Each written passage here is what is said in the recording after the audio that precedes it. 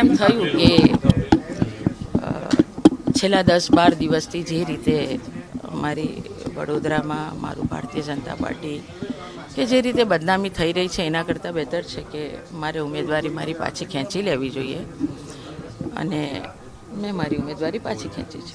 મેં કોઈને જ વાત નથી કરી. મારી પાસે અહીંયા ભરતભાઈ શાહ આવ્યા હતા, એમની આગળ મેં મારી ઈચ્છા વ્યક્ત કરી. એમણે પોતે મને બહુ જ સમજાવવાનો પ્રયત્ન કર્યો. એમણે એવું પણ કીધું કે પાર્ટીમાં વાત કરીએ આપણે, તમે આવું ના કરો. પણ મેં એવું કીધું કે ના, મને નથી લડવું. મને પ્રધાનમંત્રીશ્રીએ 10 વર્ષ વડોદરાની સેવા કરવાની તક આપી અને મેં સમર્પિતતાથી સેવા કરી છે મારી વડોદરા લોકસભાની, અને મારા કાર્યકર્તા અને મતદારોએ મને ખૂબ પ્રેમ આપ્યો છે.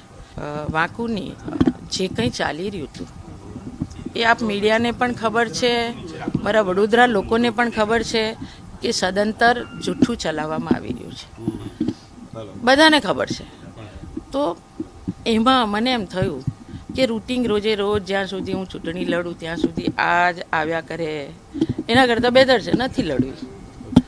તો મેં મારી ઈચ્છા વ્યક્ત કરી કે નથી લડવી. હું બિલકુલ સ્ટ્રોંગ મહિલા છું અને સ્ટ્રોંગ મહિલા તરીકે આજે હું નિર્ણય આવો કરી રહી છું.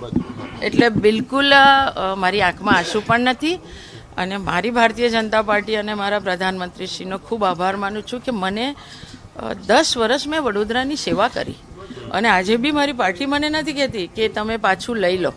હું મારી જાતે મૂકી રહી છું. વડોદરાની સેવા કરવાની બીજા કાર્યકર્તાને પાર્ટી ચોક્કસ તક આપે, પણ હું ચૂંટણી લડવા હવે તૈયાર નથી અને હું પણ મારા લોકોની વચ્ચે રહી છું.